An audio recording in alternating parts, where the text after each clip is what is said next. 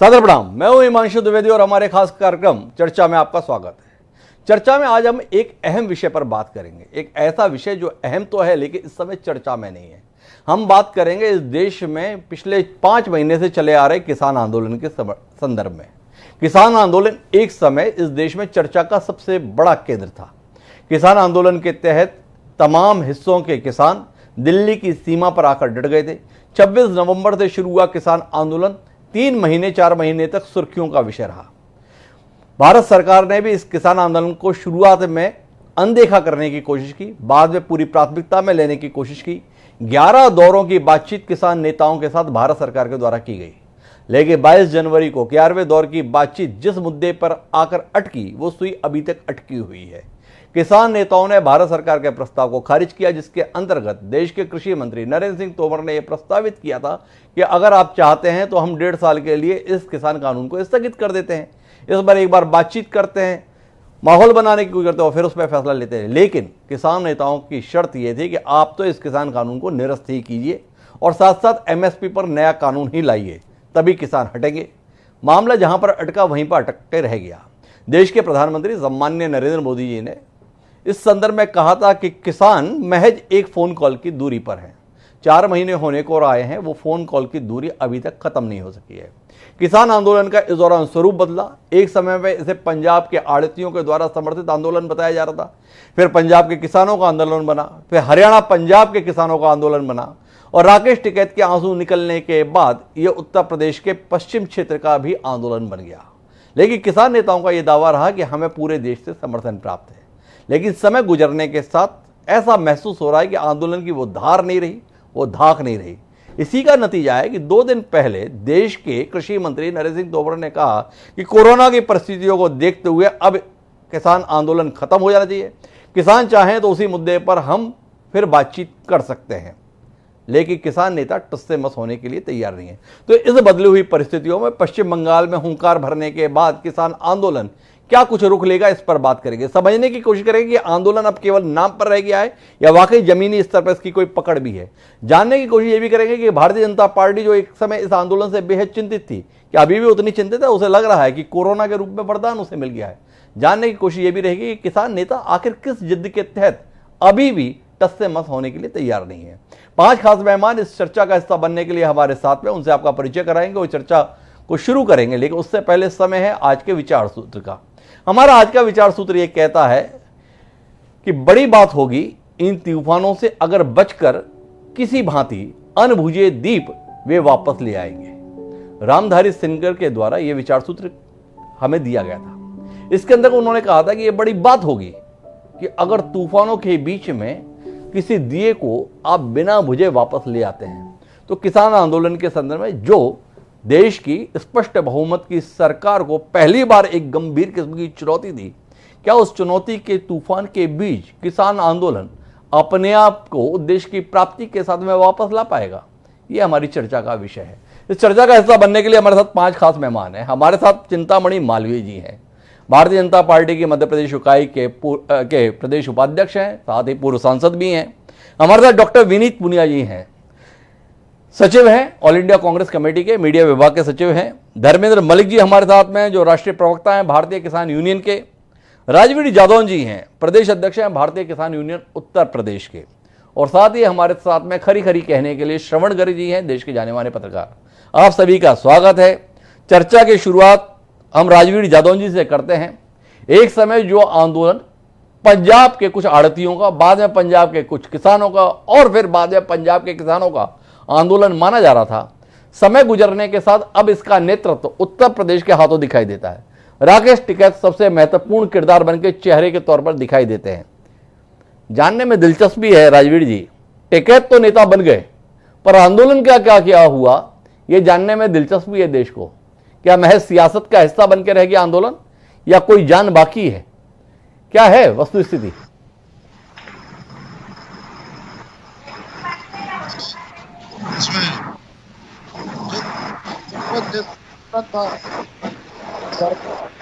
अब तो ने इसको पहले पंजाब का बनाने का प्रयास किया, फिर हरियाणा का, फिर उत्तर प्रदेश का। ये आंदोलन हिंदुस्तान का है और उसमें सब कुछ बाकी है। अभी तो इस आंदोलन की बहुत लंबा आंदोलन चलेगा, ये स्वागत नहीं है ना। मैं आपके पास वापस आऊंगा राजवीर जी, आपके साथ में थोड़ी साउंड की दिक्कत है। धर्मेंद्र मलिक जी मेरे साथ में है, उम्मीद करता हूं कि धर्मेंद्र मलिक जी की आवाज हमें ठीक तरीके से आएगी। धर्मेंद्र मलिक जी, जो सवाल राजवीर जी से था वो सवाल आपसे भी है। कुल मिलाकर आंदोलन के नाम पर अब बचा क्या है? समाचार पत्रों की सुर्खियों में कहीं आंदोलन दिखाई नहीं देता, सरकार को कोई इस आंदोलन से सरोकार रह गया ये दिखाई नहीं देता, किसान भी कुछ वापस लौट रहे हैं ऐसा दावे किए जा रहे हैं। आप ही बताएं क्या बचा है आंदोलन में? आंदोलन में घटाई क्या है जी, तो आप किस चश्मे से, ये तो आप किस नजरिए से किस चश्मे से देख रहे हैं, आपके देखने का फर्क है। जी। मीडिया पर अगर सेंसरशिप होगी, मीडिया नहीं दिखाएगी तो क्या आंदोलन खत्म हो जाएगा? जी। आप आइए कल मेरे साथ, मैं आपको आंदोलन के दर्शन करवाता हूँ, कितने लोग बचे हैं। जी। दूसरी बात, आंदोलन की हर व्यक्ति की अपना तरीका होता है, जी, रणनीति होती है। पहले ये आंदोलन वर्टिकल था, अब ये वो आंदोलन हॉरिजेंटल है। जी। आपने कहा कि 26 तारीख के बाद उत्तर प्रदेश के भी पश्चिम की बात की, जी। आपने ना मध्य प्रदेश की बात की, ना राजस्थान की बात की, ना गुजरात की बात की। वो जी। गुजरात जहाँ पे किसान का कोई अभिवादन भी नहीं कर सकता अगर कोई सरकार के खिलाफ बात करता है, जी। ना आपने आंध्र प्रदेश की बात की, कर्नाटक में जो सभाएं हो रही हैं उनकी बात की। तो इस बारे में मैं यही कह सकता हूं, अगर मीडिया को यही दिखता है और आप कह रहे हैं कि जिद हमारी है, आप ये नहीं कह रहे कि जिद सरकार की है। अरे कोरोना काल है, किसान ही आंदोलन वापस लेंगे। कोरोना काल है तो सरकार बिल वापस नहीं ले सकती, क्या मजबूरी है सरकार की? जी। अगर किसानों को उपदेश दे सकते हैं देश के कृषि मंत्री, तो जी। कुछ उपदेश उन पे भी लागू होना चाहिए। जी। दूसरों को ही उपदेश देंगे। जी। और ये मैं आपको एक बात बताऊं जी। कि जब बिल नहीं थे तब भी देश चल रहा था, तब भी कृषि चल रही थी। आज बिल सस्पेंड है, कहने को सस्पेंड है, वैसे तो सरकार जो है सुप्रीम कोर्ट के उस आदेश की भी अवहेलना कर रही है जिसमें सुप्रीम कोर्ट ने उनको होल्ड किया था। आज भी तमाम जगह जो है उसी तरह से खरीदारी हो रही है कुछ राज्यों में, पैन कार्ड के नाम पे लोग खरीद कर रहे हैं। तो सरकार तो अपनी बात पे भी नहीं रुकती, किस सरकार का क्या यकीन करे। रही दूसरी बात, आपने कहा 1.5 साल, लगभग अब 6 महीने हो जाएंगे, साल भर और इंतजार कर लेंगे, 1.5 साल भी देख लेते हैं क्या है। जी। 1.5 साल बाद तो रिपोर्ट आई जाएगी ना क्या करना है सरकार को। तो किसान जाए, आखिर जाए कहाँ ऐसी स्थिति में? देखिए, ये किसानों की जीविका का सवाल है और सरकार भी बंगाल में व्यस्त है।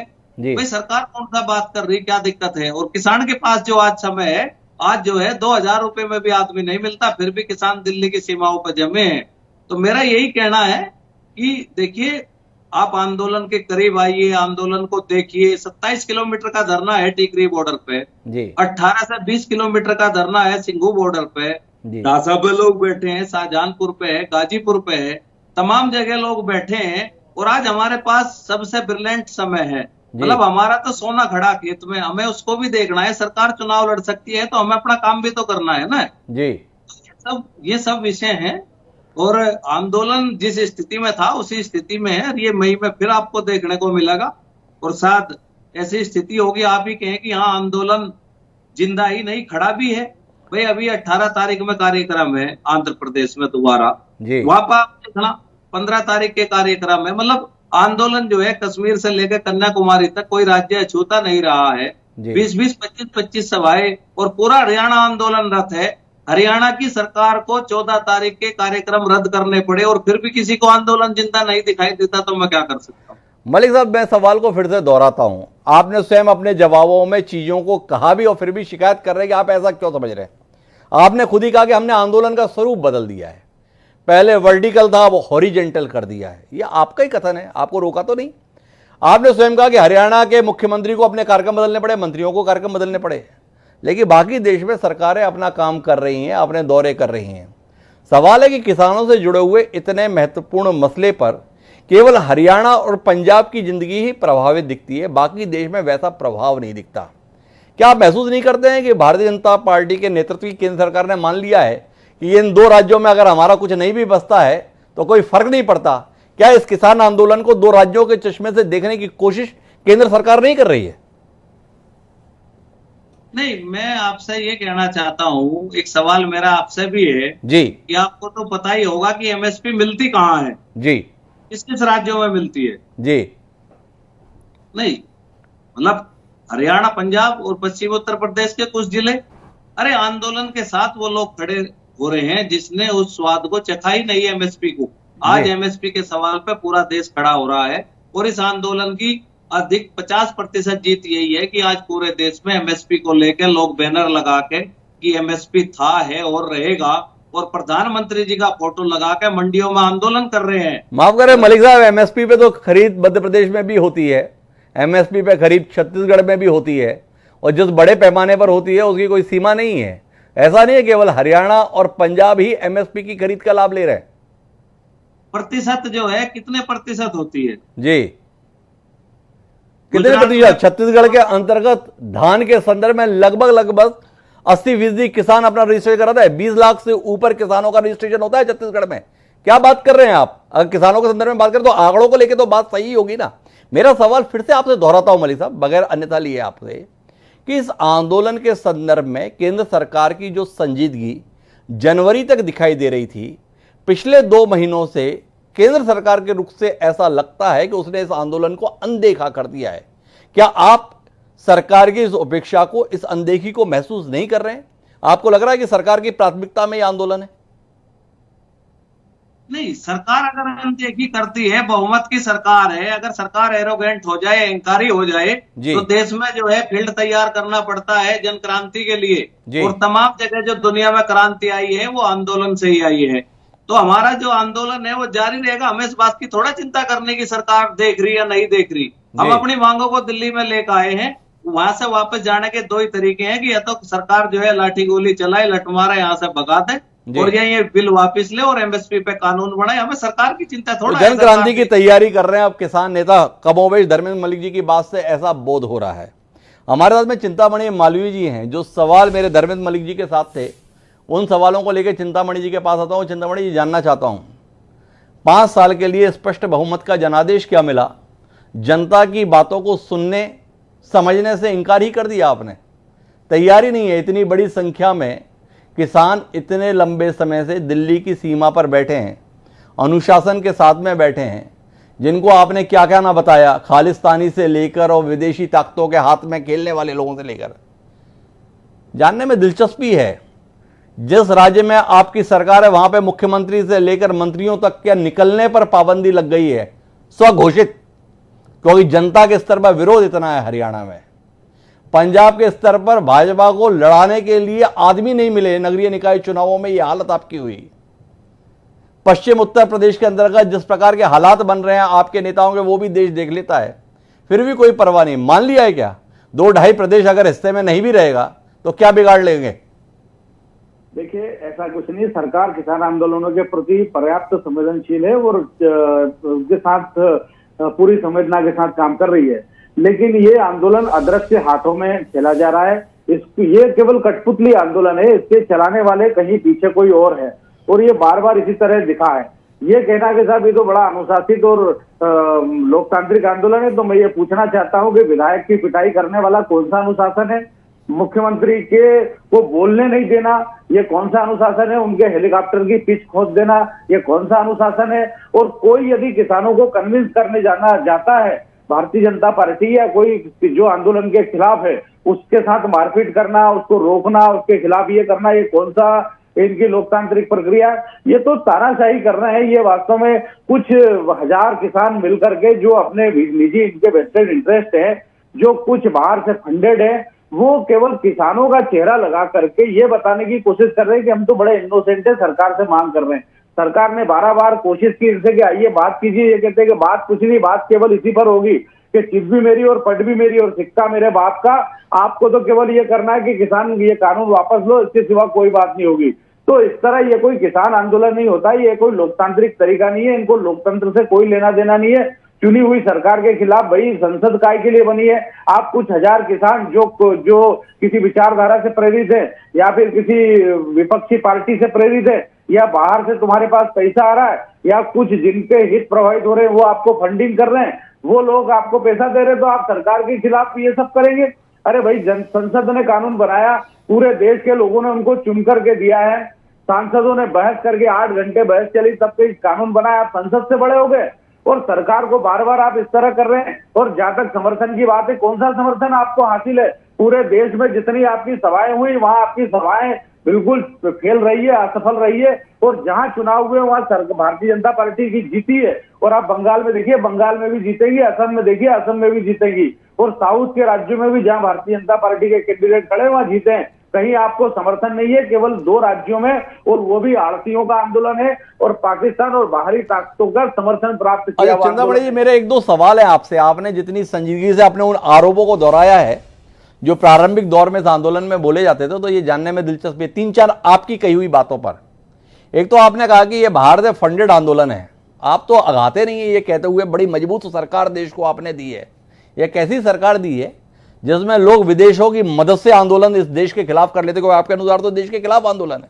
तो पहला सवाल तो इसी बात पर आपकी सरकार के सामर्थ्य के संदर्भ में। दूसरा आपसे जानना यह कि यह सरकार कितनी कमजोर, कितनी लाचार सरकार है जो एक कुछ आड़तियों के आंदोलन के चलते संसद में आपके द्वारा ही पारित किए गए कानून को 1.5 साल तक स्थगित करने के लिए तैयार हो जाती है। ये किस प्रकार की सरकार है? इतनी कमजोर सरकार हम लोगों ने चुन ली क्या? नरेंद्र मोदी का नेतृत्व इतना कमजोर, चिंतामणि मालवीय जी बता रहे हैं कैसे लोग हैं और उनके लिए आप 1.5 साल तक अपना कानून स्थगित करने के लिए तैयार हैं। इन 2 बातों का जवाब दे पाएंगे? जी हाँ, बिल्कुल। क्योंकि ये जो इनका मुखौटा है ये किसानों का है, तो हम इनका सम्मान नहीं कर रहे हैं, देश के उन किसानों की उस भावना का सम्मान कर रहे हैं। ये जो किसानों के सेंटिमेंट से इन्होंने जोड़ने की कोशिश की है उसका सम्मान कर रहे हैं कि चलिए, अगर आपको ऐसा लगता, भाई हमने तो हर तरह के प्रस्ताव सरकार ने इनको दे दिए कि ऐसा कर ले, वैसा कर ले, वैसा कर ले, चलिए अब इसको छोड़ते हैं, इसको टेस्ट कर लेते हैं। अगर इनको वाकई जन समर्थन है तो चुनाव होने दीजिए और चुनाव में अपनी बात कीजिए। अगर जनता को लगेगा, किसानों को लगेगा 60% 70% किसान है, भारतीय जनता पार्टी की सरकार नहीं आएगी, आप कन्विंस कीजिए लोगों को। आप यहाँ आंदोलन चला रहे हैं, लोगों को परेशान कर रहे हैं, लोगों को जो है जाने नहीं दे रहे हैं, दिल्ली जाम की हुई है। और इस तरह के ये कोई आंदोलन नहीं होते। वास्तव में तो ये है जो तरीका है तहरीक आंदोलन का, उसी तरह का ये तरीका है कि आप जो है संसद को जाम कर दो, रोड को जाम कर दो, 2 महीने बैठे रहो, इधर उधर से खाने को मंगा लो, कुछ लोगों को पैसा देकर के मंगा लो, और कुछ नहीं। बड़ा अखर रहा है चिंतामणि मालवीय जी आपको ये आंदोलन। अपने इतिहास को भूल गए। भाजपा ने तो कभी आंदोलन किए ही नहीं थे किसी विषय के संदर्भ में। जनता के लिए चक्का जाम के रूप में परेशानी कभी भाजपा ने तो इतिहास के पन्नों में दर्ज कराई नहीं। महंगाई को लेकर सड़क पे कभी आप उतरे ही नहीं थे। जनता की जिंदगी को हमेशा बड़ा सुचारू रूप से चलने दिया था आपने। पर मैं आपके पास वापस लौटूंगा, विनीत पुनिया जी के पास में आता हूँ। विनीत जी, आपसे बात करने में दिलचस्पी है मेरी, और मैं आपसे समझना चाहता हूँ कि आप महसूस नहीं करते हैं कि किसान आंदोलन जो अपने आप में सबसे बड़ी चुनौती बना 7 साल के दौरान इस निर्वाचित सरकार के सामने, इसमें 22 जनवरी को चूक कर गए किसान अगर सरकार की बात मान लेते तो अपने आंदोलन को और बेहतर मुकाम पर ले जा सकते थे। 1.5 साल के लिए कानून स्थगित कराते। जो काम अभी पूरे देश में जाके एक नेता कर रहे हैं, तमाम किसानों को भी फुर्सत मिलती बॉर्डर से उठकर गांव-गांव पहुंचने की और वहां पर इस बात को समझाने की कि ये कानून 1.5 साल के लिए ही नहीं बल्कि हमेशा के लिए निरस्त होना चाहिए। चूक गए किसान। नमस्कार। सबसे पहले मैं आपका जवाब दूंगा, लेकिन उससे पहले मुझे मालवीय जी की बातों पे बहुत घोर आपत्ति है जी। उनका जो दम था, जो घमंड था, सर चढ़कर बोल रहा था, ऐसा लग रहा था कि सत्ता में क्या आए हैं, उनको हर आदमी देशद्रोही नजर आने लगा है। और मुझे लगता है, जो मुझे महसूस हुआ, मुझे बुरा लगा, हर जो श्रोता है, हर जो दर्शक है जो टीवी पे देख रहा होगा, उसको भी बुरा लगा होगा कि देखिए ये जिम्मेदार नेता किसानों के बारे में कैसी भद्दी भाषा का प्रयोग कर रहे हैं, कितनी आपत्तिजनक भाषा कर रहे हैं। खैर, मैं उनको ज्यादा उन पर नहीं छोड़ता और उन्हीं के पर छोड़ देता हूं कि वो क्या सोचते हैं, कैसे सोचते हैं जी। लेकिन मैं ये जरूर उनको कहूंगा, मालवीय जी, सत्ता का घमंड इतना मत कीजिए। आपको कल को विपक्ष में आना है, आपको कल को फिर किसी ना किसी मुद्दे पर, किसान की बात पर, कि जनता के मुद्दे को विपक्ष को उठाना ही पड़ता है, आपको भी उठाना पड़ेगा। तब आप किस मुंह से लोगों के बीच में जाएंगे? आप क्या उनको देशद्रोही बताएंगे? क्या आप उनको कहेंगे कि ये तो पाकिस्तान से फंडेड आंदोलन है? क्या आप कहेंगे कि ये तो भाड़े के टट्टू हैं? मुझे शर्म आ रही है कि मैं आपको इस भाषा में जवाब दे रहा हूं, लेकिन मुझे बहुत बुरा लगा है। नंबर 1 बात। नंबर 2 बात जो मैं आपको कहना चाहता हूं कि देखिए, ये किसानों का आंदोलन है। 1.5 साल, मतलब देखिए 1.5 साल की जो ऑफर दिया सरकार ने, वो बिल्कुल वो एक प्लॉय था, वो एक चाल थी सरकार की, लोगों किसानों को भटकाने की और उनको बहकाने की, जिसमें वो नहीं बहके और उन्होंने अपने मुद्दे पे रहे। जहां तक बात है कि किसानों ने जो पिछले 4 महीने से, 4.5 महीने से, 5 महीने से जो बैठे हैं, 26 नवंबर से जो आए थे जी, आज भी सर्दी गर्मी के बावजूद अपने घर खेत खलिहान छोड़ के जो वहां पे बैठे हैं, तो मैं एक ही बात कहूंगा कि कोई भी आदमी अपने घर को छोड़ के, हजारों लाखों लोग जो बैठे हैं वो वैसे नहीं बैठे, उनको लग रहा है कि उनकी खेती जा रही है, उनकी खेती पर हमला हो रहा है। कोई मोटिवेटेड सिस्टम से नहीं आए लोग, वो अपने आप आए हैं, किसानों की बात समझ के आए हैं और अपने हितों को की सुरक्षा करने के लिए आए हैं। तो मीडिया उनको कवरेज दे या ना दे, अगर मीडिया उनको कवरेज नहीं दे रहा तो इसका मतलब ये है कि, मतलब मैं कहूंगा कि आंख बंद करने से बिल्ली नहीं भाग जाती। कबूतर अगर आंख बंद कर लेता है तो बिल्ली नहीं भागती, बिल्ली तो बैठी है और बिल्ली मैं कह रहा हूं सामने बैठी है। मोदी जी को भी पता है इस बात का और बीजेपी को भी पता है कि उनको किसानों की बात माननी ही पड़ेगी, जितना मर्जी। मैं बीच में रोकता हूं, ये बार बार पहले राजवीर यादव साहब भी कह रहे थे, अभी आपने भी उस बात को कहना चाहा कि अगर मीडिया नहीं दिखा रहा है, 26 नवंबर को किसान आए, 26 नवंबर से लेकर तकरीबन 15-20 फरवरी तक इस किसान आंदोलन को किसने देश देश तक पहुंचाया? ये मीडिया ही था, जिसने हर घटनाक्रम को लगातार बताया, किसानों के मुद्दों को दिखाया। बड़े बड़े संपादक उन प्रदर्शन स्थलों पर पहुंचकर ही हर बात को जनता तक पहुंचाने की कोशिश करते रहे। अब अगर मीडिया को वहां पर वैसा तेज, वैसा आक्रोश नहीं दिख रहा, वैसी उपस्थिति नहीं दिख रही, तो इसमें शिकायत मीडिया से क्यों? अभी भी टिकट जहां जहां दौरे के लिए जा रहे हैं लोग दिखा दे रहे हैं। स्वयं धर्मेंद्र मलिक जी कह रहे हैं कि पहले वर्टिकल था, पहले सारा केंद्र दिल्ली की सीमा पर था, अब हम पूरे देश में फैल रहे हैं। जब उन्होंने अपने आंदोलन के स्वरूप को बदला है तो तय बात है मीडिया के अंतर्गत उसकी उपस्थिति में भी बदलाव आएगा। इतना मीडिया से शिकायत क्यों? मीडिया से शिकायत में, मतलब मुझे आपसे शिकायत नहीं है, ये एक जनरल शिकायत है और मैं बिल्कुल उसके बाद भी फिर क्लियर कर रहा हूँ कि शिकायत क्यों है जी।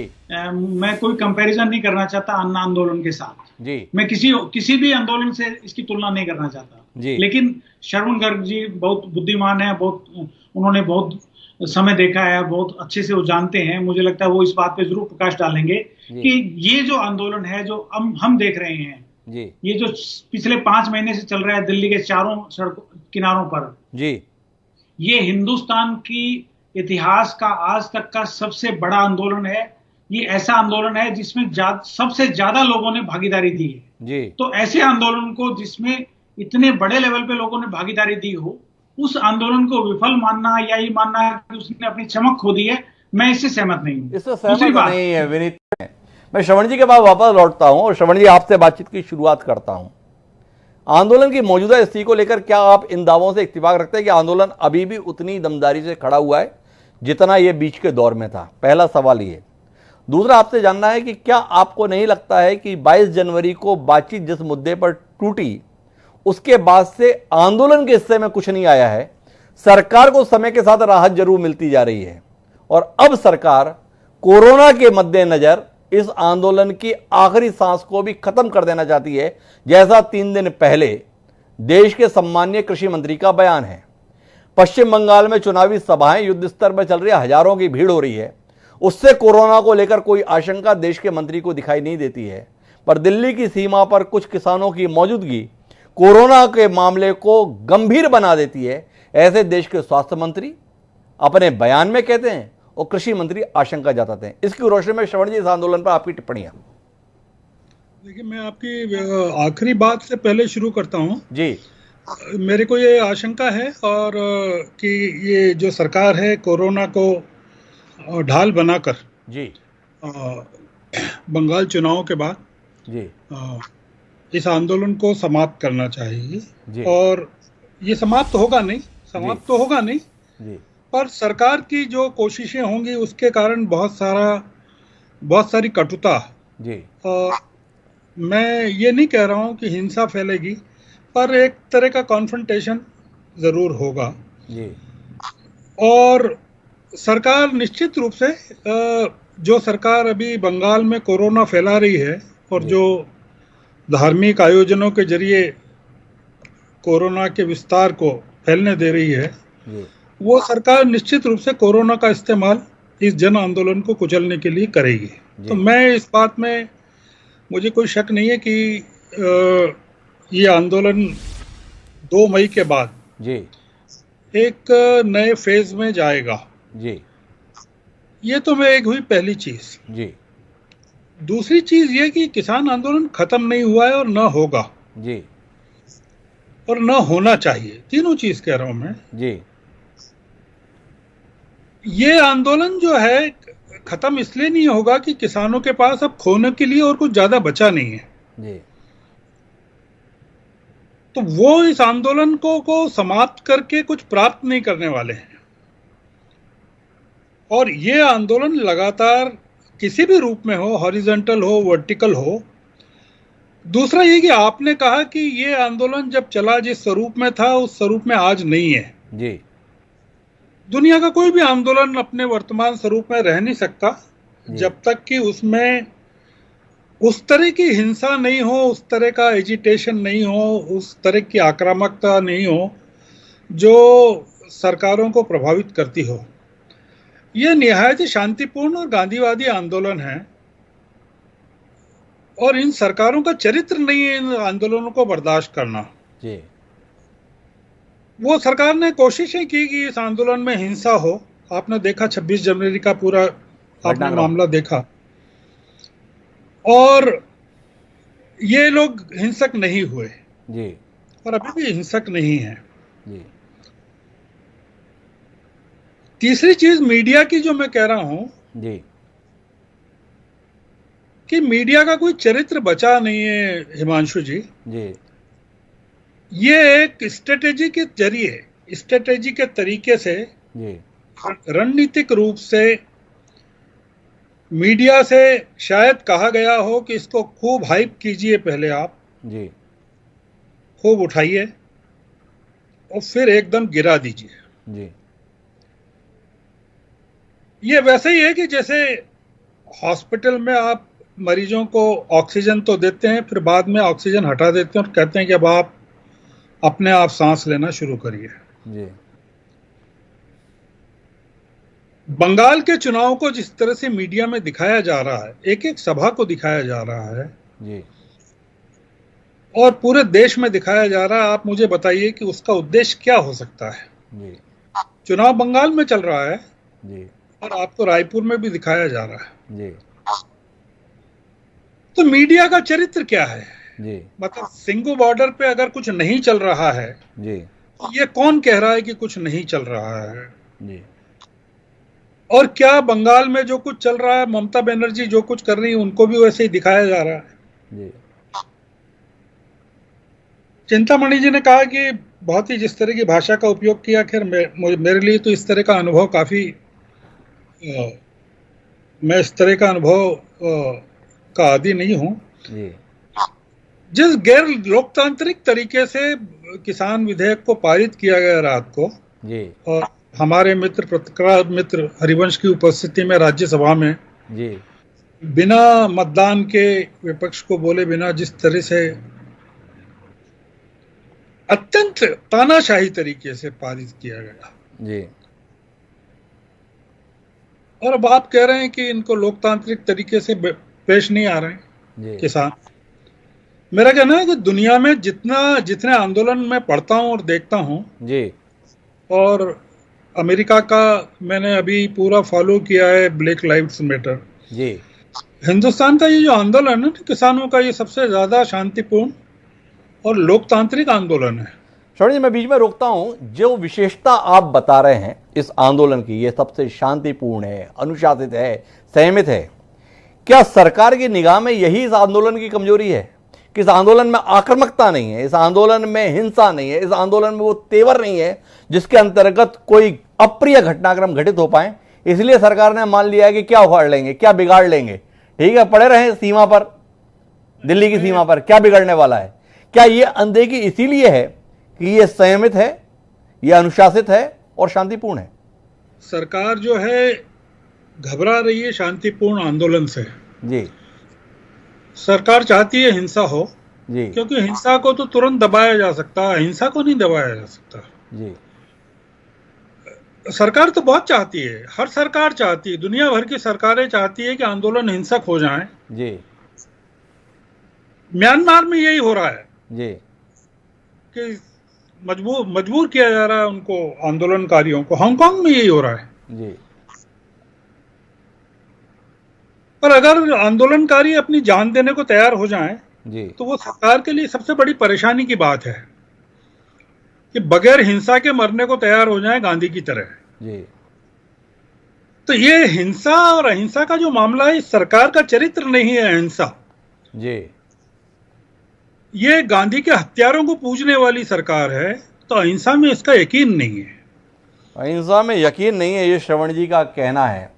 मैं वापस लौटता हूं एक बार फिर धर्मेंद्र मलिक जी के पास। धर्मेंद्र मलिक जी, आपने पूरी चर्चा को सुना, सारे पहलुओं पर हमने बात करने की कोशिश की। एक बिंदु पर आपसे बात करना है। आप आए थे किसान आंदोलन के तहत किसानों की समस्याओं को लेकर, किसानों की परेशानियों को दूर कराने को लेकर, किसानों के संदर्भ में भविष्य में होने वाले खतरे को लेकर। पर ये किस सियासत में उलझ गए आप, जिसका आपके नेताओं ने कहा कि जहां पर चुनाव हो रहे हैं वहां पर हम जाएंगे, आह्वान करेंगे इस सरकार के खिलाफ मतदान करने का। आपसे जानने में दिलचस्पी है, बंगाल में, असम में जहां पर आपने आह्वान किया है, अगर भारतीय जनता पार्टी खुदा ना खास्ता जीतने में सफल हो जाती है तो मान लेंगे कि आपकी हार हो गई, वापस चले जाएंगे? क्योंकि आपने आह्वान किया है कि लोग इस सरकार को वोट ना दें, इस पार्टी को वोट ना दें। ऐसा जोखिम क्यों लिया आपने? नहीं, देखिए, वो हमारी अपील है, वो कितनी प्रभावी होगी इन राज्यों में, कितना आंदोलन का असर है, वो अलग विषय है। कोई बंगाल का चुनाव आंदोलन की दशा दिशा थोड़ा तय करेगा। लेकिन हमारा तो आज भी एक ही कहना है कि चिंतामणि जी जिस भाषा को समझते हैं, कम से कम वो अपील तो हमें करनी पड़ेगी जी। और हम भी केवल इतनी सी बात हमारी है कि देखिए, अगर भाजपा किसानों के साथ गलत कर रही है तो उसको सजा दीजिए, ये हम कह रहे थे और कहते रहेंगे। और ना हमारा कोई बंगाल चुनाव से कंपटीशन है।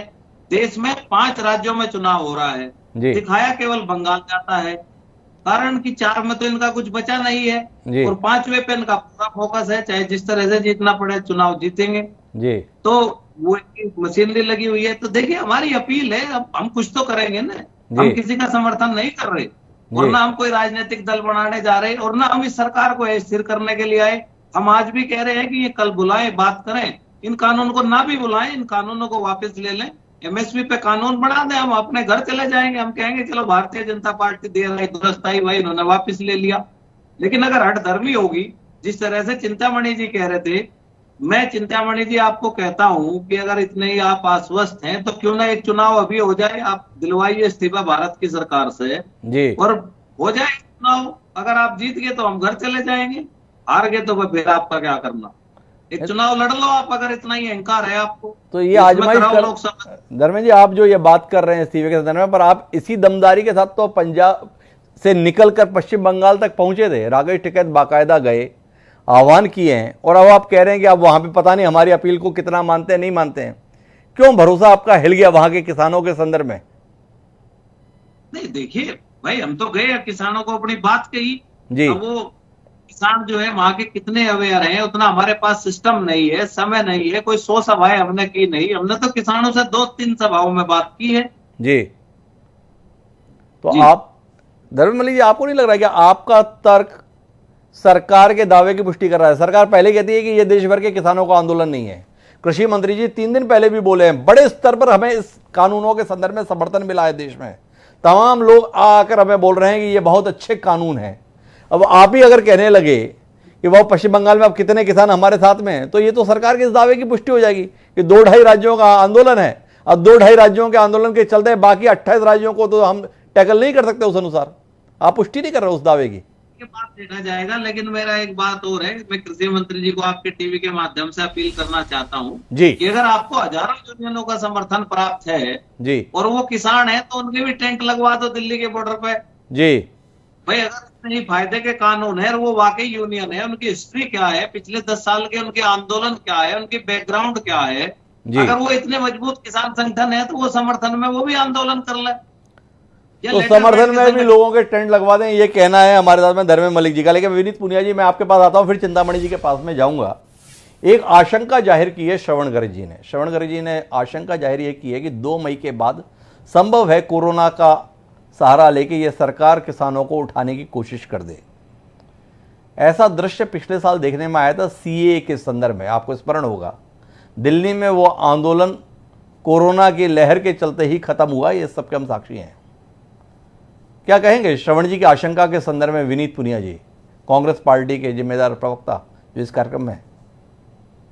देखिए, इस मामले पे मैं कांग्रेस की तरफ से नहीं, एक जिम्मेदार नागरिक होने के नाते मैं कह रहा हूँ जी कि भारतीय जनता पार्टी जिस दिन ये गलती करेगी वो बहुत बड़ी गलती होगी और उनको एक बार फिर मुंह की खानी पड़ेगी जी। मैं आपको बहुत जिम्मेदारी से कह रहा हूँ जी कि देखिए, सत्ता के घमंड में ये हो सकता है जो श्रवण गर्ग जी कह रहे हैं, मैं उनके अनुभव से सहमत हूँ कि ये सरकार इतनी घमंडी सरकार है, ये कोशिश करेगी, ये कर सकती है।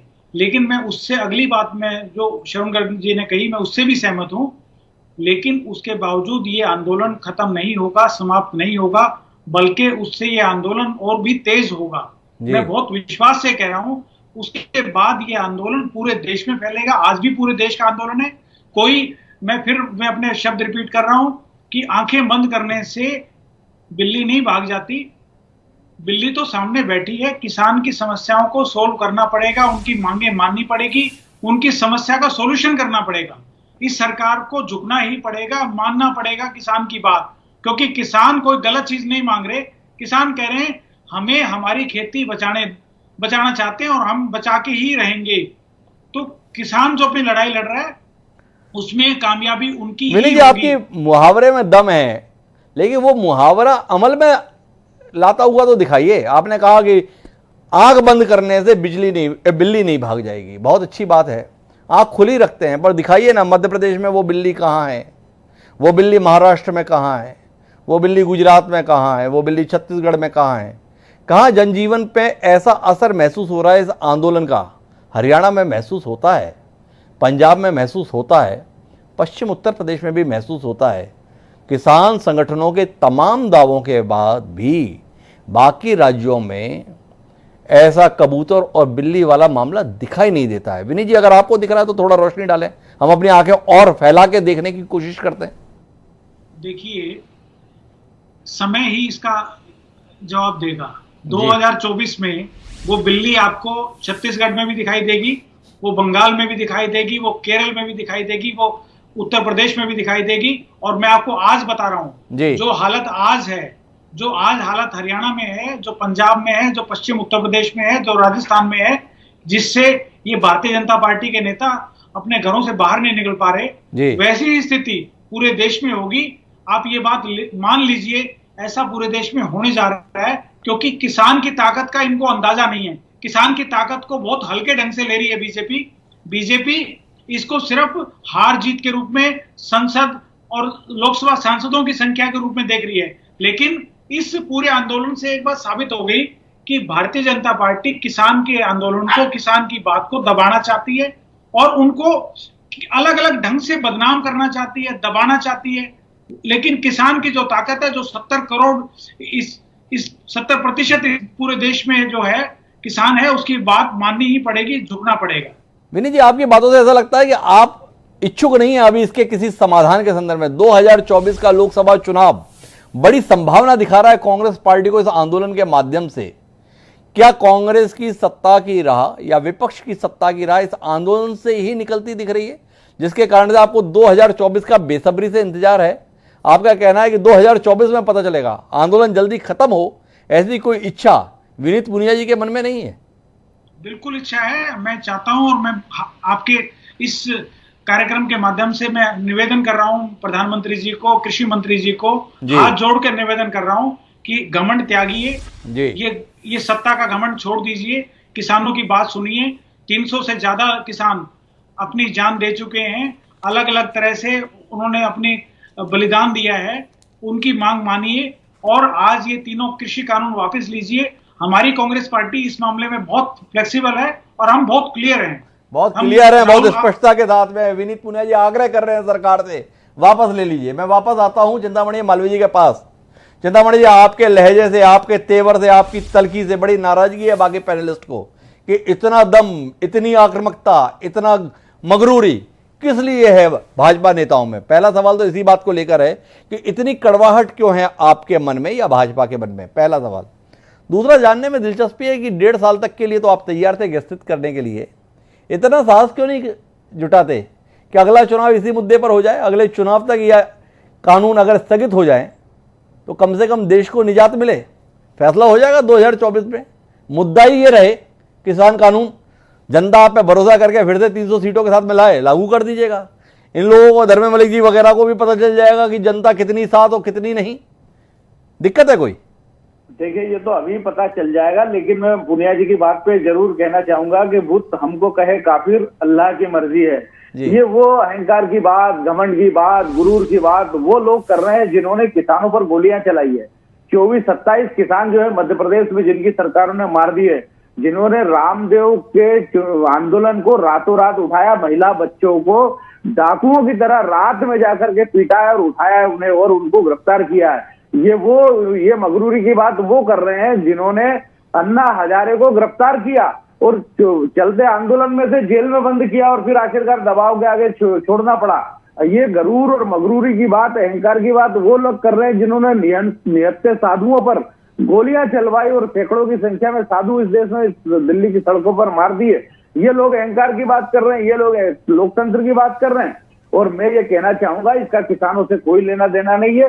पहले विभाजनकारी शक्तियां जाट और हिंदुओं को अलग करना चाहती थी, इसलिए पहले जाट और सिखों को अलग करना चाहती थी, इसलिए पहले सिख प्राइड से जोड़ा और जब वो असफल हो गया तो इसको जाट प्राइड से जोड़ने की बात करी और इसीलिए ये आंदोलन केवल जाट बेल्ट में है, इसलिए और वो भी बहुत सीमित जाटों के खापों से इसकी विपरीत आवाज जाती है। खुद जो है उनके गांव में टिकैत के खिलाफ वातावरण है और टिकैत अगर सरपंच का भी वहां चुनाव लड़ लेंगे उस अपने गांव से हार जाएंगे। ये लोग ये चुनाव की बात कर रहे हैं कि 24 तक कांग्रेस की रुचि हो सकती है कि किसी तरह कहते हैं कि बिल्ली के ख्वाब में जो है वो चिचड़े ही आते हैं, वो टुकड़े ही आते हैं गोश्त के, वो इसी तरह का इनका जो है सोच है। इनको केवल सत्ता दिखती है, केवल चिचड़े दिखते हैं, इसलिए 24 की बात कर रहे हैं। अरे चिंतामणि, मैं बीच में रोकता हूँ, आप बड़े विस्तार से बता रहे थे। ये लोग बात कर रहे हैं किसानों के संदर्भ में जिन्होंने इतनी गोली चलवाई, यहाँ पर इस तरीके से ये किया। उज्जैन में रहते हैं आप, उज्जैन से सांसद रहे, वहां से कुछ दूर मंदसौर है, मंदसौर में भी कुछ गोली चली थी किसानों के संदर्भ में, वो किसके द्वारा चली थी? थोड़ा उस पर भी रोशनी डाल देंगे चिंतामणि जी? आपसे भी सवाल करने का अधिकार तो है ही लोगों को। मैं हिमांशु जी आपका आभार करता हूं, आप बहुत अच्छे पत्रकार हैं, आपने सही विषय उठाया। देखिए, उसी आंदोलन की पुनरावृत्ति ये देश में करना चाहते हैं, उसी से प्रेरित होकर के, क्योंकि गलती से उसी आंदोलन से प्रसूत इनकी सरकार आ गई थी। आप ये बताइए कि उस समय केवल प्याज के भाव जो 8-15 दिन के रहते हैं उसको लेकर के आंदोलन खड़ा हुआ। कांग्रेस का जो कैडर है, कांग्रेस के कार्यकर्ता किसानों के वेश में आए, उन्होंने किसानों के दूध सब्जी सड़कों पर फेंकी, किसानों को जो है उनके कपड़े फाड़ दिए, किसानों के वेश में आकर के इन्होंने बसें जलाई और किसानों के वेश में आकर के ये वहां के अर्धसैनिक बलों से भिड़े और गोलियां चली। तो उसका लाभ लेकर के फिर ये सत्ता में आ गए कि देखिए किसानों पे गोली, यही तो ये करना चाहते। देखिए बार बार ये क्या कह रहे हैं कि क्यों गोली नहीं चलाते हैं, क्यों हमको डंडे नहीं मारते हैं, क्यों हमको, ये यही करना चाहते हैं कि किसी तरह ये अपने काम से सरकार में नहीं आना चाहते, जनता की सेवा करके सरकार में नहीं आना चाहते, गुड गवर्नेंस देके सरकार में नहीं आना चाहते। इस तरह के नकारात्मक मुद्दों को उछाल करके कृत्रिम आंदोलन पैदा करके सरकार में आना चाहते हैं। ये कांग्रेस। मैं एक बार फिर गंभीर चर्चा पे आता हूं मालवीय जी, शब्दों की जुगाली के स्थान पर, और आपसे एक बुनियादी सवाल है। इन अधकचरे किसान नेताओं के चलते, विदेश से फंडेड आंदोलन के चलते, ये कुछ इलाके के लोगों के द्वारा संचालित आंदोलन के चलते आपकी सरकार 1.5 साल के लिए आंदोलन स्थगित करने के लिए तैयार थी। आपसे केवल इतना सवाल है कि जब देश के संदर्भ में इतना भरोसा आपको है, इन कृषि कानूनों के संदर्भ में इतना भरोसा आपको है कि जनता की मांग पर यह आंदोलन बना है, तो 2.5 साल के लिए स्थगित करके एक चुनाव तक क्यों नहीं इंतजार कर लेते? 1.5 साल तक का इंतजार करने के लिए तैयार थे, अगला चुनाव इसी मुद्दे पर हो जाए, इसको लेकर भाजपा मौन क्यों है? जानने में दिलचस्पी है। देखिए, ये हम तो सारे चुनाव में जा रहे हैं तो किसान आंदोलन की बात कर रहे हैं, जगह जगह वो बात हो रही है और जनता का समर्थन हमें मिल रहा है किसान आंदोलन के खिलाफ। और स्थानीय जो ग्रामीण विकास के ग्रामीण क्षेत्रों के चुनाव है उसमें भारतीय जनता पार्टी जीत रही है। मतलब किसानों का समर्थन इनको नहीं है। ये नकली आंदोलन है, ये कृत्रिम आंदोलन है, ये फिक्टिशियस आंदोलन है। इस आंदोलन अजीब दलील है चिंतामणि जी इसे नकली आंदोलन बताते हैं, कृत्रिम आंदोलन बताते हैं। देशद्रोहियों का आंदोलन बताते हैं और इसी आंदोलन से डर के 1.5 साल के लिए संसद में पारित कानून को स्थगित करने को सरकार हो जाती है, इस पर मौन हो जाते हैं। लेकिन मैं श्रवण जी वापस आता हूं आपके पास में और आपसे जानने में दिलचस्पी है कि आने वाले समय में किसान नेता जिस तरीके से इस आंदोलन को संचालित करने की कोशिश कर रहे हैं, इसको लेकर आप क्या उम्मीद कर रहे हैं? इस सरकार के नजरिए को लेकर आपकी कटुता साफ जाहिर होती है, इस सरकार के साथ आप बहुत उम्मीद नहीं रखते हैं, यह भी साफ जाहिर होता है। ऐसे में इस आंदोलन की सफलता को लेकर क्या कोई उम्मीद श्रवण गर्ग जी के अंदर है? अगर वो उम्मीद है तो कितने इंतजार के साथ है? नहीं, देखिए, मैं एक तो ये बताना चाहता हूँ कि मैं बहुत उम्मीद से बैठा हूँ जी। इस किसान आंदोलन से मुझे केवल ये उम्मीद नहीं है कि ये किसानों की मांगों को पूरा करेगा जी। मेरी उम्मीद ये है कि विपक्ष की जो आवाज है देश में जी, और जो एक पक्षी या एक दलीय निर्णयों की जो परंपरा है वो टूटना चाहिए कि हम जो चाहेंगे वही होगा जी। तो ये जो आंदोलन है ये केवल किसानों का आंदोलन नहीं है, और मैं ऐसा नहीं मानता हूँ ये जो कह रहे हैं धर्मेंद्र मलिक की एमएसपी दे दीजिए हम घर चले जाएंगे जी। तो ये तो बड़ा देश के साथ दुर्भाग्यपूर्ण स्टेटमेंट है कि आप एमएसपी के लिए वहां बैठे हुए हैं जी। और जो 3 मांगे हैं, जो दूसरी 3 मांगे हैं जी, इसमें कॉन्ट्रैक्ट फार्मिंग भी है, एसेंशियल कमोडिटीज एक्ट भी है, वो आपके एजेंडे पे नहीं है या हटा दिया आपने और एमएसपी पर आ गए हैं। ये बहुत अनफॉर्चुनेट है जी। तो मैं इसको मैं श्रवण जी रोकना चाहूंगा। धर्मेंद्र मलिक जी का आशय ये कहते नहीं, उनकी मांगों में ये 3 कानूनों को निरस्त किया जाना और एमएसपी का नया कानून लाया जाना, इन 4 मांगों के साथ मैं एक बार फिर धर्मेंद्र मलिक जी से स्पष्ट करना चाहूंगा। धर्मेंद्र मलिक जी, आपकी मांगों में कोई बदलाव, एमएसपी आए तो बाकी कानून रहे कोई दिक्कत नहीं, या तीनों कानून निरस्त हों और एमएसपी का कानून बने? थोड़ा स्थिति स्पष्ट करें क्योंकि श्रवण जी ने इस मुद्दे पर एक नजरिया रखना चाहा है। तीनों कृषि कानून निरस्त किए जाएं, एमएसपी को कानून बनाया जाए, जो फर्टिलाइजर सब्सिडी नहीं बढ़ाई जाती है डीएपी पे, जैसे 500 रुपए तुरंत हाइक हुए हैं, वो सब्सिडी भी हमारी बढ़ाई जाए। क्योंकि आप आमदनी दोगुने की बात करते हो, खर्च बढ़ाने की आप बात नहीं करते। आपने कितना खर्च बढ़ा दिया अभी हाल में, जिस तरह से आपने डीएपी के दाम बढ़ाए हैं, वो भी हमारा एजेंडा है। और अभी पीयूष गोयल ने कहा है कि हम यूएसएफटीए को साइन करने जा रहे हैं, तो उससे दूध का हमारा किसान मारा जाएगा। ये भी हमारी एक नई डिमांड है कि जो आपने आरसेप में स्टैंड लिया है वही आपको यूएफटीए में स्टैंड लेना पड़ेगा। अमूल के चेयरमैन ने कहा है कि अगर यूएफटीए साइन होता है तो भारत का दुग्ध उद्योग बर्बाद होगा, और जो आज हम भुगतान कर रहे हैं उस रेट पे भुगतान करने के लिए सरकार को हमें 10 से 12 रुपए सब्सिडी देनी होगी, नहीं तो हम इसको कवर नहीं कर पाएंगे। तो दुग्ध के उद्योग पे भी बड़ी चोट। तो ये धर्मेंद्र मलिक जी ने स्थिति स्पष्ट की श्रवण जी, शायद इसके बाद आप अपनी स्थिति, अपने नजरिए को और स्पष्ट कर पाए। एक बात पूछना चाहता हूँ हिमांशु जी जी, आपने बार बार सभी लोगों से आप एक सवाल पूछ रहे हैं कि इस आंदोलन का असर कहाँ है जी।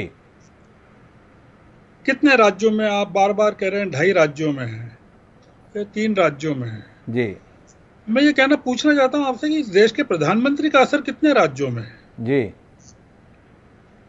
क्या पूरे देश पर है क्या भारतीय जनता पार्टी का असर जी?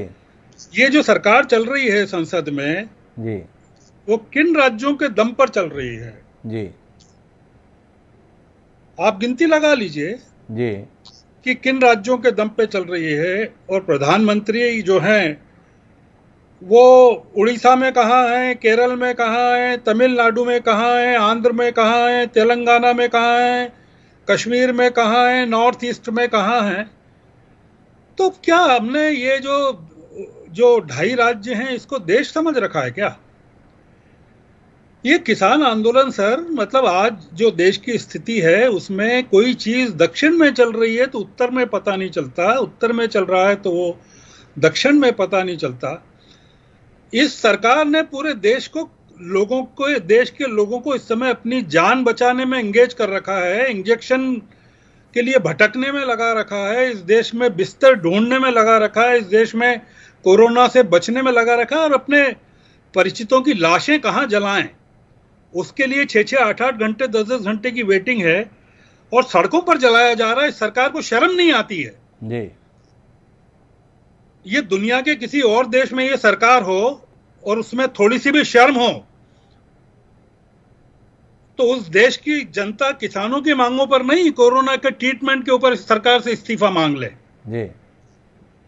तो ये जो मौका है, पिछले साल भर से आप देख रहे हैं, जब से ये कोरोना चल रहा है, अब कहां कोरोना में, आज कोरोना के टाइम पर भी अगर किसान अपने जानों की परवाह नहीं करके आंदोलन में बैठा हुआ है और संकल्प के साथ बैठा हुआ है जी, तो आप क्या अपेक्षा करते हैं कि उसका असर पूरे देश पर होना चाहिए? कैसे होना चाहिए?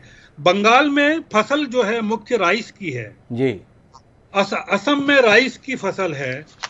आप पता कर लीजिए कि कहां तमिलनाडु में राइस है, केरल में पेडी है, कोकोनट है।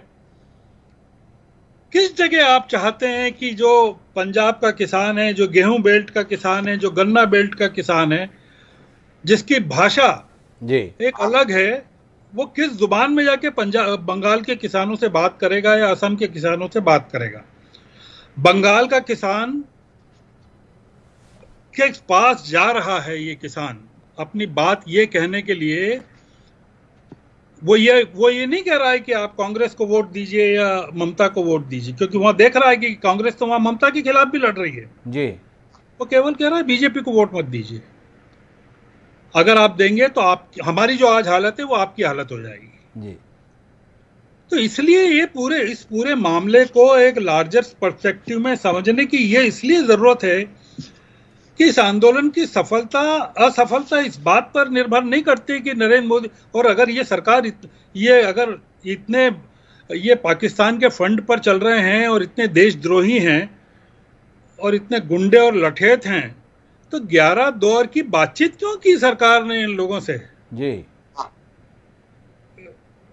तो श्रवण जी, आपसे जो ये आपकी जिज्ञासा है कि बार बार मैं 2.5 राज्यों का आंदोलन क्यों कह रहा हूं, ये सवाल मेरा नहीं है, ये दरअसल भाजपा की भाषा है, जिस भाषा को लेकर ही इस कार्यक्रम में चर्चा है कि इस सरकार ने इतने आत्म अनुशासित आंदोलन के संदर्भ में पिछले कुछ समय से जो रवैया अपना रखा है, जो बेखबरी, जो बेपरवाही है, इसको आप आने वाले समय के लिए कितनी बड़ी चुनौती मानते हैं? ये नजरिया आने की जरूरत है देश के सामने।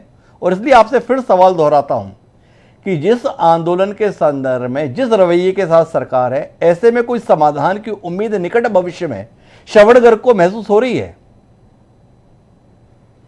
मैं केवल आपकी बात का जवाब एक देता हूं कि मध्य प्रदेश के एक कोने में, जिसका की परिचय नहीं है दुनिया के दूसरे देशों में या दक्षिण में या उत्तर में जी, पिछले 25-30 सालों से एक आंदोलन चल रहा है, नर्मदा बचाओ आंदोलन जी। और कोई भी सरकार आए, वो आंदोलन बड़े बांधों के खिलाफ, डूब क्षेत्र के, और मेधा पाटकर चला रही है और तमाम लोग चला रहे हैं जी। और हर सरकार उनको धोखा देती है जी। वो आंदोलन चल रहा है, आज भी चल रहा है। तो आंदोलन की सफलता असफलता नरेंद्र मोदी की मुस्कुराहट और अमित शाह की मुस्कुराहट पर निर्भर नहीं करने वाली है। श्रवण जी ने तो बड़ी लंबी अवधि के लिए लकीर खींच दी है, और इस लकीर के साथ में मैं वापस धर्मेंद्र मलिक जी के पास में आता हूं, क्योंकि हमें आखिरी दौर की बातचीत करनी है।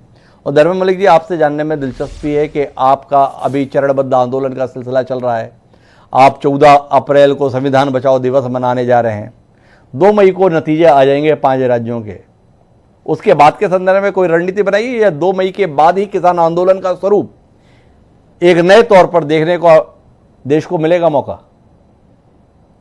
नहीं, मैं पहले ही कह चुका हूं कि मीडिया बंगाल से आंदोलन को जोड़ रही है, हमारा आंदोलन से जोड़ने का कोई मतलब नहीं है ना। हम बंगाल से कम्पीट करते इस आंदोलन को जी। हमारा 15 मई तक काम खत्म हो जाएगा। संसद मार्च की हमने खोल दी है, क्योंकि सरकार उसी भाषा को सुनती है जी। हम जल्दी निर्णय लेंगे, तारीख डिसाइड करेंगे, और हम जो है शांतिपूर्वक नियत्ते रूप से संसद पे देश की जाएंगे, बैठेंगे। दिल्ली के बॉर्डर पे पड़ा हुआ है, बहुत लंबा समय हो गया, लाठी गोली खानी पड़ेगी, खाएंगे, लेकिन किसानों की परीक्षा ज्यादा नहीं लेनी चाहिए सरकार को। आप बड़ी महत्वपूर्ण बात कह रहे हैं। क्या आपकी बात का आशय यह है कि अब मई माह में आंदोलन का स्थान बदला जाएगा? अब आंदोलन दिल्ली की सीमा पर नहीं बल्कि संसद पर होगा? क्या आपके कहने का अभिप्राय यही है जो मैं समझ पा रहा हूं, या इससे इतर कुछ आप कहना चाह रहे हैं? आपने खत्म कर दिए, नाइट की पाली खत्म कर दी। आपको उनसे भी बात करनी चाहिए जो सार्वजनिक उपक्रम बिकने से जो है बेरोजगार हो चुके हैं, जिनका घर नहीं चल रहा है, तमाम लोगों के, तमाम वर्ग के, तमाम नेताओं को आपको देश के सरोकार के जो मुद्दे हैं उन पर जवाब देना ही होगा।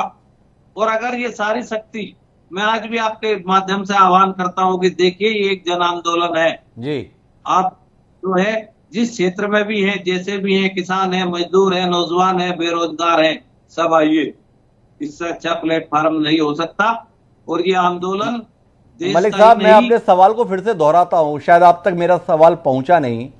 क्या मई माह में आंदोलन का स्थान आप बदलने जा रहे हैं? जो दिल्ली की सीमा पर ये आंदोलन चल रहा है, क्या मई माह में आप उसे संसद भवन की ओर स्थगित करने जा रहे हैं? क्योंकि आपकी बात से अभिप्राय यही लगा कि काफी समय हो गया यहां बैठे हुए, अब चाहे गोली चले चाहे लाठी चले, हम संसद पर बैठेंगे। क्या यही आशय है या केवल जाएंगे और वापस लौट आएंगे अपने धरना स्थल पर? नहीं, अभी हमारी बैठक होगी, अभी काम का समय है। 17 तारीख में हमने मीटिंग रखी है, हम उसमें रूपरेखा तैयार करेंगे और हम जाएंगे तो बस जाएंगे। संसद तो हमारी भी है। अगर जाएंगे तो जाएंगे ही, ये कहना है धर्मेंद्र मलिक जी का। एक महत्वपूर्ण घोषणा है धर्मेंद्र मलिक जी की कि आंदोलन का स्थान बदलेगा और आंदोलन का स्थान जो बदलेगा वो अब संसद भवन की ओर होगा। आखिरी बातचीत के लिए मैं चिंतामणि जी आपके पास में हूं और आपसे जानने में दिलचस्पी है मेरी कि आंदोलन का तेवर बदलने की कोशिश में है आंदोलनकारी किसान।